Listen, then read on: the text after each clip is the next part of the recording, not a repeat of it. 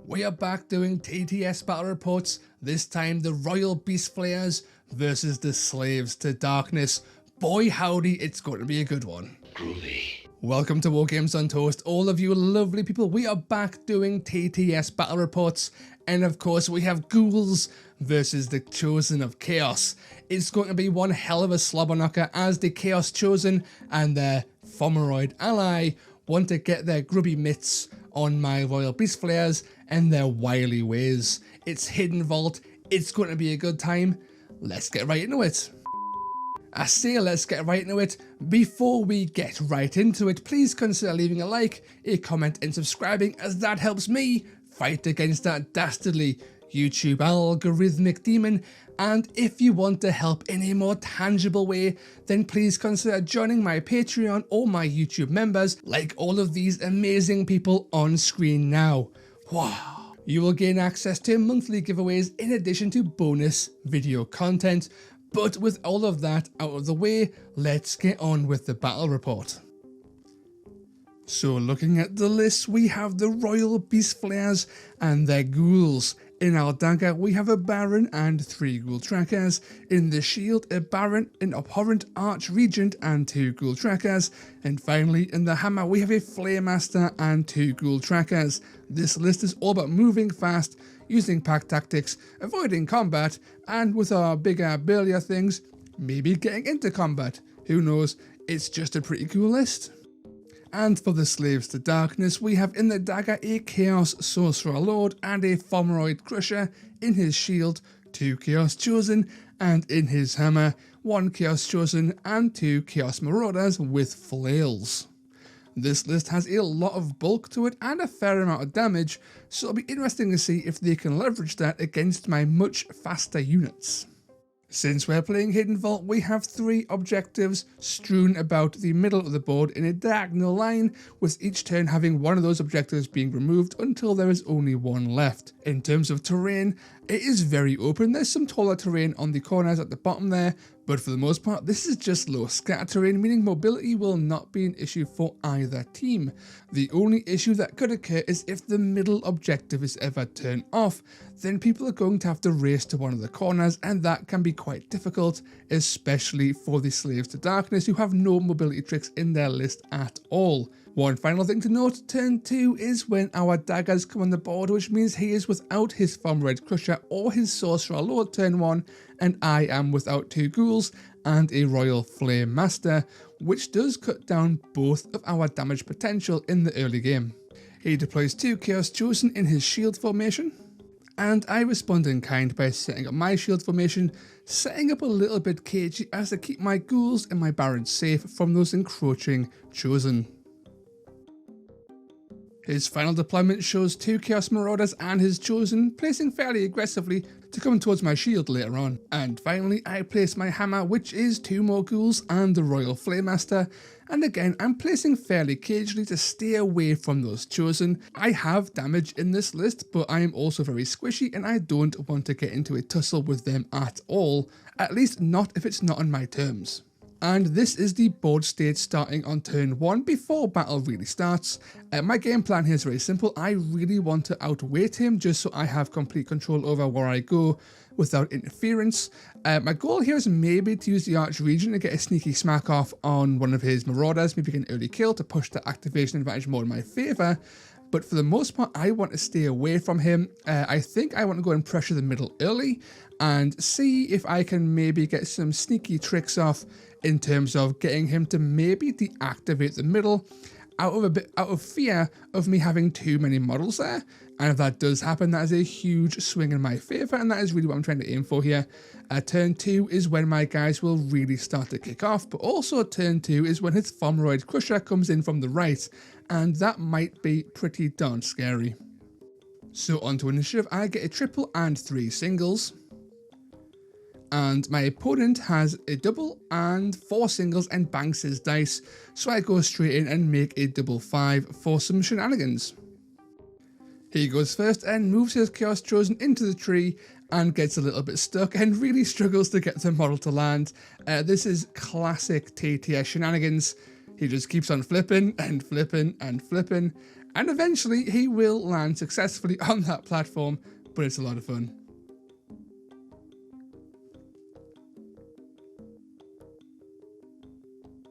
Nailed it. Are you not entertained? Are you not entertained? I do the staggering play of activating this ghoul and then waiting, because that's what Royal Beastflayers do. The other Chaos Chosen makes a sneaky move around the back of this tree to stay away from my guys. I think he's a little bit spooked, so he's trying to go the long way around to the objective, which is fine. I then do another wait action, which is, again, a cunning ploy on my behalf. This Marauder double moves and keeps a wide berth. I then wait some more, because that is what I do, and it's a fun time for everyone. The Chaos Chosen moves up onto the objective to secure it. And you better believe I wait for a 4th time in a row. The final Marauder moves up and goes to threaten the middle, but without getting too confident there, I then use Sound the Hunt, and everyone gets moving. So all these ghouls who were waiting before, nah man, not anymore. They are skedaddling up that board towards the centre with great haste. Of course, Sound the Hunt was an ability by the Baron, so he still gets to move. And he's going to skedaddle up his 10 inches, squeeze through here, and then make his presence known by standing on the point while still being in range to do some shenanigans later on with Sound the Hunt.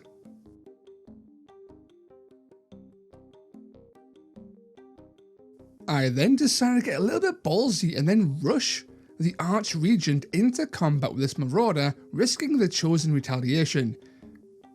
I'm in range, give him a cheeky swing, and we do a big whiffer. We only do 3 damage, which is fine, but it's not what I was hoping for. And then these 2 ghouls just move up and plonk themselves on the objective, so I've got some numbers ready for next turn, and of course making sure to stay close to that Baron. I then scoop my Royal Flame Master up towards the centre to consolidate my power in one location, and then this is followed up by these ghouls moving 5 again to get into range of the Baron. We're in no rush to engage this turn. Turn 2 is when things are really going to start kicking off. Turn 1 was fairly uneventful, but all my guys are in the middle, and he also played fairly cagely himself. The middle objective was turned off by my opponent, which gives me free rein to pressure the bottom left next turn, and that is absolutely what I'm going to do. And of course on turn 2 his Fomeroid Crusher comes on, so that's a little bit scary, but we'll see if he can get into range to do anything or if he's just going to be stuck chasing ghouls. I roll 2 doubles and 2 singles for my initiative, and my opponent rolls 1 double and 4 singles and decides to bank again. I make a sneaky triple 2 for some pack tactics action later on, and then we start deploying. He gets his Fomeroid and his Sorcerer placed fairly centrally on his deployment zone. In response, I place very cagely, so this Chaos Chosen cannot engage, or at least move and attack, my ghouls and my Baron, but we're in a very good position to move there aggressively maybe on turn 2 or 3, and take that point if we have to.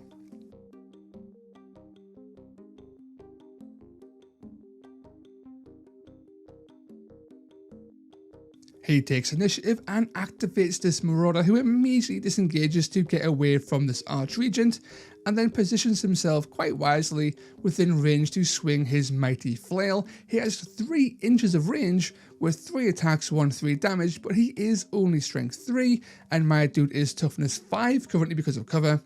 So he swings in, and he does a big whiff Rooney and does 0 damage. I then enact my plan of pressuring the bottom left by moving the Archregent towards it, but making sure to be out of range of his ability to move and attack. I do not want to be smashed early or often or ever for the most part, so playing a bit cagey and getting ready for that perfect opportunity to strike is definitely the Royal Beastflayer way, and from here, he is completely safe. In fact, I can even move a little bit further, and that's what I do.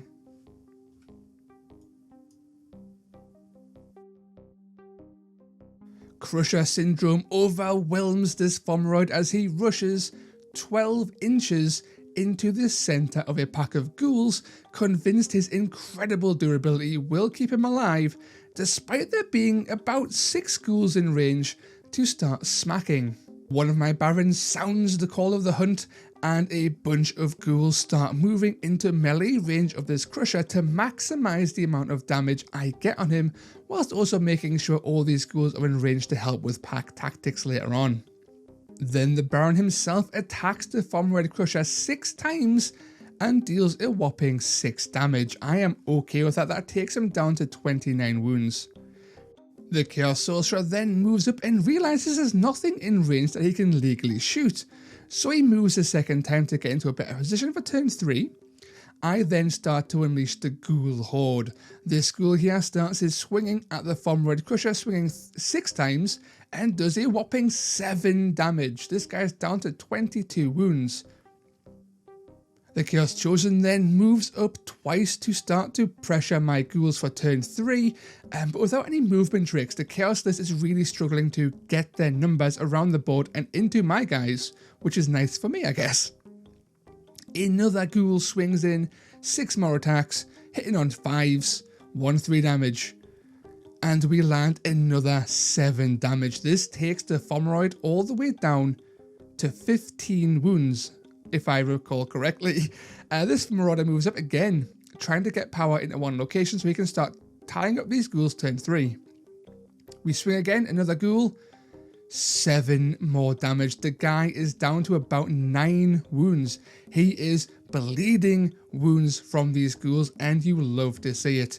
This Chosen then moves up. He's trying to pincer me, I think, with all these guys, and it could work if I don't get out of there. I then pull out my ace in the hole and pop pack tactics, which instantly kills the heavily wounded Fomred crusher, removing the biggest threat he has from the board. But the Flame Master is not finished. He moves up 5 and engages the Sorcerer Lord to make sure he can't cast his nefarious spells later on in the game. 3 attacks, strength 4, we're hitting on 4s, and we roll 15. It's fucking love! It's real. My opponent waits with his final Chosen in the tree, but I start to move my ghouls onto this objective so I can prepare for the giant brawl that will ensue on turn 3, or at least that's the plan. I do make sure I stay out of engagement range just so he has to move to attack, but he jumps out of the tree and he takes no fall damage and gets ready to strike next turn. I then move more ghouls up, and unfortunately I do have to get into engagement range to get onto the point, but it should be worth it. He doesn't have that many attacks and his damage isn't all that high, so these ghouls might actually survive. This ghoul then also moves up to secure this objective by having 3 bodies on the point, but again he is in combat. And then we move the Baron. This guy's quite burly with 16 wounds, so he's going to move up here and kind of stay safe. He is a support piece. He's not necessarily designed to kill things, but he can if he has to. His damage is okay. And then we activate even more ghouls. This ghoul moves up the board towards the objective and then plonks himself really aggressively. In hindsight, I do regret this aggressive placement. That is 4 ghouls all in combat with models who are far more powerful, and there was very little need to do that. I could have played way cagier and just been in pack tactics range and not in melee range. This could absolutely come back and bite me in the arse on turn 3.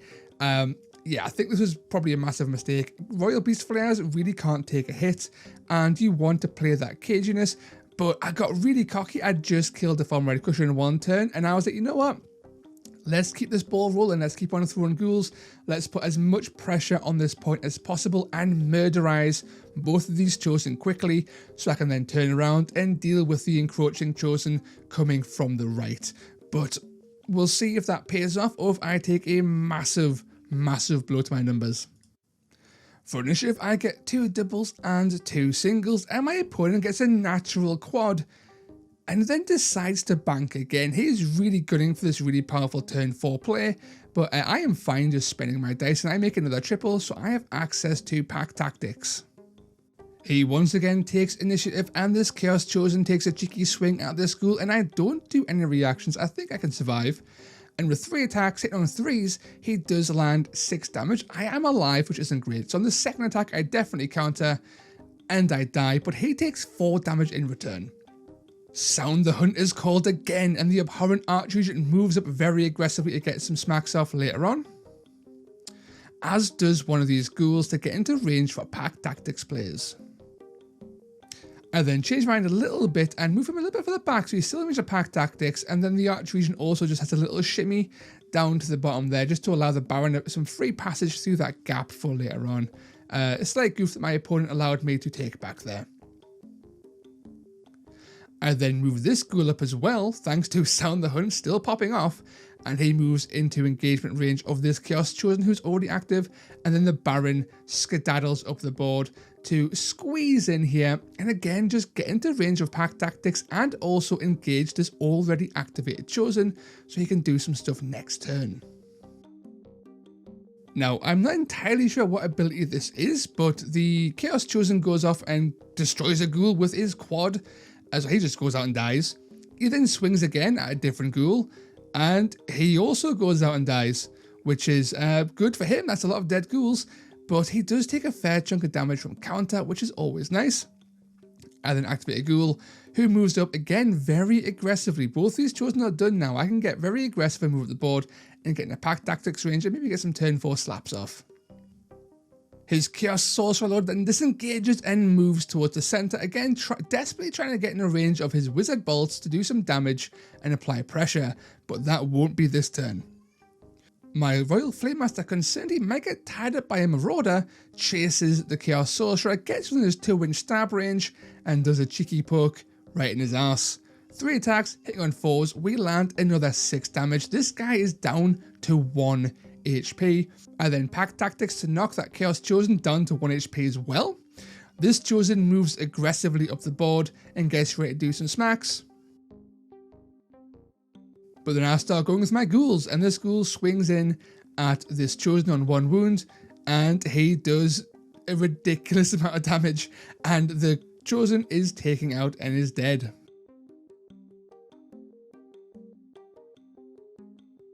He then moves his Marauder into engagement range of this Flamemaster to try and slow him down for next turn, which is all well and good. He also gets a cheeky swing off and deals no damage. These Marauders have been pretty whiffy this game. The Baron goes in and swings with his 6 attacks, 2 4 damage, hit on 5s though, and he lands a pretty meaty 4 damage, which is okay. It's all me now though, and we start throwing the ghoul hordes into this Chosen. 6 attacks, we land a beautiful 6 more damage. Then this Baron, he moves up, he gets into position, he swings as well, 3 attacks, he lands 2 more damage. This Chosen is just, he's not long for the world. And then the Arch Regent, wanting to finish him off, swings with his 4 attacks and rips him in half for 6 more damage. With 1 action left, the Arch Regent swings at the other Chaos Chosen, 4 attacks, and he lands a whopping 10 damage, taking him down to 10 HP. This ghoul then swings in. Sheer weight of numbers is in my favour here, and we land another 9. This takes the Chosen all the way down to 1 HP, and this guy's warband is looking really light on wounds and numbers now. But top of 4, I get 2 doubles and 2 singles, and he gets 2 doubles and 2 singles, but has 4 wild dice to spend. So he makes a 666, a 111, he then makes a 222, and then plonks his final wild dice as a single, just so he has some initiative play potentially. I make a triple, and we have to roll off for initiative, and I do manage to take it. I use pack tactics immediately. There's 1 ghoul within 3 inches of that Sorcerer Lord, and we kill him with that 1 ghoul in pack tactics. So yeah, quick, easy kill the Sorcerer Lord. We then swing at the Marauder. We only do 6 damage, taking him all the way down to 4. He reacts and heals, but then takes 9 more and dies. So that's a double kill for the Royal Flamemaster, which is wonderful, leaving him with just 1 Chosen and a Chaos Marauder. He then swings in at my ghoul, and I opt to counter, and it fails, and I take 6 damage, and, you know, out of shame, I take another 8 damage. I don't counter and I just die. Well deserved. He Inspiring Presences this Marauder up the board, and gets into range to swing at a ghoul, and a Marauder finally does damage, and he lands 3 onto a ghoul, which is not too bad. I then swing at this final Chosen, and he survives the first swing from the ghoul, But then we swing again and we overkill with 4, which takes out the final chosen. And with the rest of my team ready to go, I use Sound the Hunt and send the hordes around this marauder to finish him off once and for all. The Archregent, thirsty for more blood, swings in 8 times and does like 16 damage, and the poor bloke goes down screaming in pain.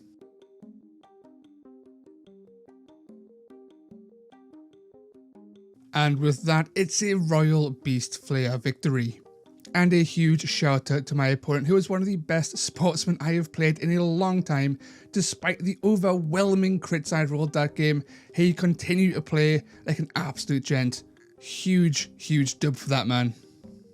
And that's the battle report. This was quite the one-sided affair, and that's simply because the Royal Beastflayers are quite powerful, incredibly mobile, and pack tactics utilised against a much smaller warband is so easy to pull off, and the damage is so high and guaranteed. The Slaves to Darkness tried their best to manipulate the objectives, and they tried to get stuck in there and get some kills, and whilst they did succeed on a small scale, in the end these catastrophic levels of critical hits being rolled was simply too much even for their toughness 6 armor to hold back. And that's it, that's the end of the video. If you liked what you saw and would like to see more, then please consider hitting like, leaving a comment and subscribing. If you want to get involved in Warcry via the TTS, I have included a link to download Tabletop Simulator, as well as where to find the mod, and also where you can find the Discord to find all of your games. A huge thank you to my patrons and members who help support the channel, and as always a massive shout out to my algorithmic demon slayers, Armor Enthusiast 7, Brioche, CT6497, Girth Demon, The Head Knight of Paint, Heinz D, Kiplang, Long Run Hobbies, Lord Phylax, Tough Tootin' Baby and Velas. Until next time, lads, ladies, and everybody in between and beyond, ta-ra.